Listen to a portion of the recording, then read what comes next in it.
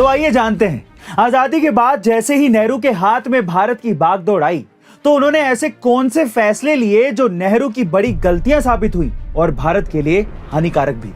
पहली गलती, cocoa island, जो कोलकाता से कुल 900 मीटर की दूरी पर था और साल 1950 तक भारत का हिस्सा भी था।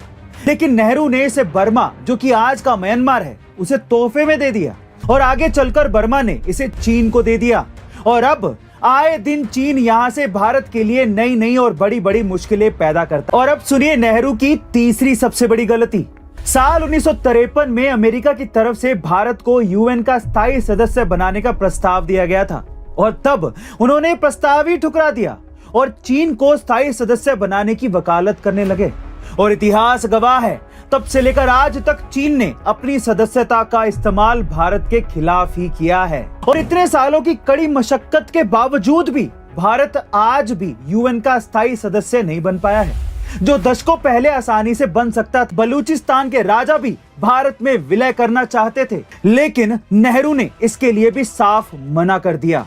दोस्तों, नेहरू की ये गलतियां इसीलिए बड़ी नहीं है कि नेहरू को एक आजाद देश सौंपा गया था, बल्कि इसलिए भी बड़ी है क्योंकि नेहरू उस समय के इकलौते ऐसे नेता थे जो भारत के स्वतंत्रता संघर्ष से लेकर स्वतंत्रता मिलने और उसके बाद भी देश के शीर्ष नेताओं में रहे थे।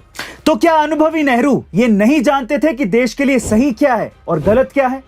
फिर ऐसी क्या वजह थी कि नेहरू ने जानबूझकर इतनी बड़ी बड़ी गलतियां की जो कि हमारे देश के लिए आज भी गले की फांस बनी हुई।